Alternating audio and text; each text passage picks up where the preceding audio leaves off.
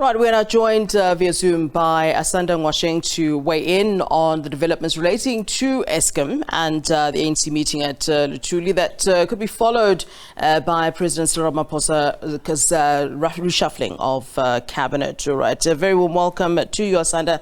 Thanks very much for joining us here on SABC News. Good afternoon, and thank you for having me. All right, well, it seems like a busy week ahead. An affidavit by the former CEO in support of allegations he made on an interview last week. What do you make of this, particularly as, you know, the leader of Build One, Mosima, is now also taking this a step further, and people saying, look, you need to back up these allegations?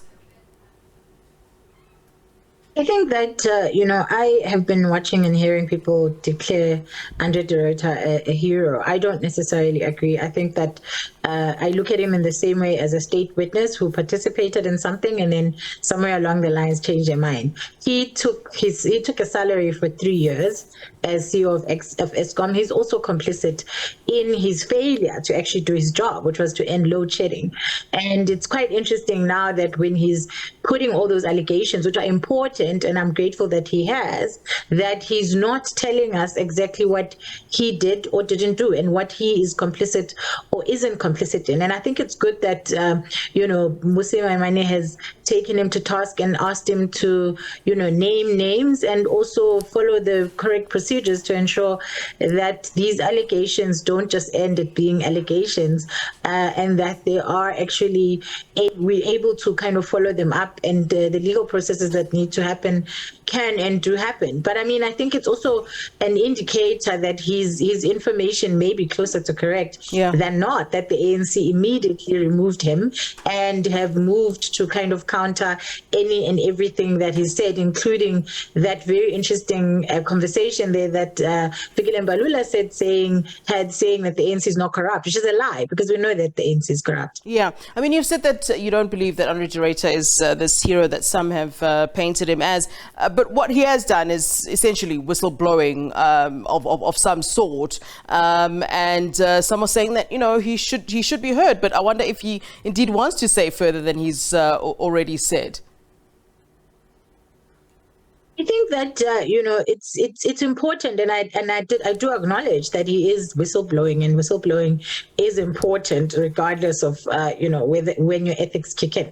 And I think that it's important for South Africans to know what kind of corruption is taking place at what level and who is involved. And so for me, I'm interested in seeing the details of the alleged 153-page affidavit that he has handed in, because what we've heard so far is mostly what we already knew, that the ANC is involved in the corruption, that the ANC has a direct hand and has kind of been watching while Rome burns, essentially, when it comes to Eskom, and that they've basically tied the hands of everybody at Eskom such that they can't solve the problem or the crisis. And so we need those details in order for us to be able to then further analyze and engage on, if it is then the case that the problem is the ANC and not Eskom, then what is the Minister of Electricity going to do, and what are they going to change?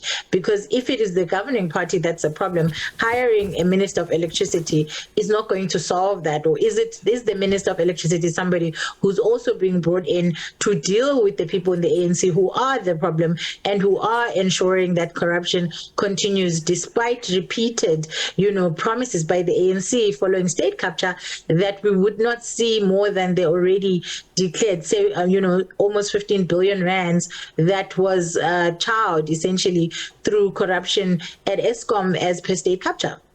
So, okay, having said all of this, how do you believe that these allegations should indeed be dealt with, whether it is by law enforcement authorities, by government, by the public protector?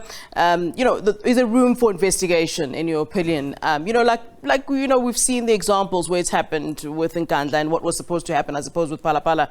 But how do you believe we're supposed to proceed from this point then?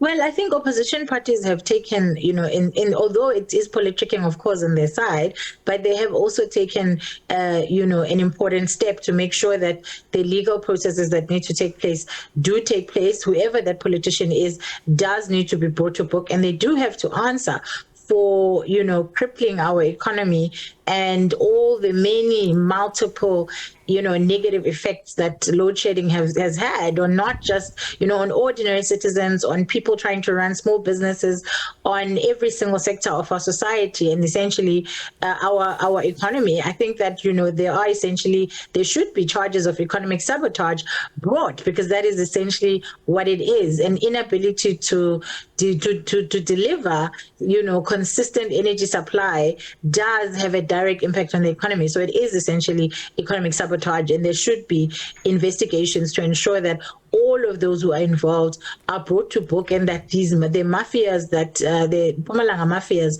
that de Ruyter referred to are also brought to book, all of the individuals involved, so that South Africa can begin the process of trying to clean up at Eskom and trying to resolve this crisis. But I'm not holding my breath personally, because the ANC has a history of, all this shock and horror, and then we all run around and follow all the processes. And in the end, nothing happens, because we're still sitting with a Zondo commission that was great in terms of telling us what happened. But to this day, we don't have enough people who have been actually brought to book. And some of those people actually who are sitting in the current NEC and have not answered for any of the questions or allegations that were brought to them in the Zondo Commission report. All right, so let's move on to something else. Well, I suppose still linked to all of this, really. There is that looming cabinet reshuffle, or what we understand to be an imminent cabinet reshuffle. And of course, we're understanding that those consultations are currently on. How do you imagine this to sort of play out? And what should the president consider, when he's sort of putting his mind to this reshuffle and who to place in various positions? Of course, we would all want to understand that it's about competency, but it's not always about that when we're playing politics, is it? Yeah, this is going to be a very difficult one for the president, because he's literally a year away from election, and whoever he elects has to be people who are going to be able to convince South Africans that the ANC is worth giving power again in 2024. And, that is looking like a less and less probable situation. And therefore, he's literally, it's the last kicks of a dying horse, and he has to make sure that if the ANC comes out, it goes out kind of winning.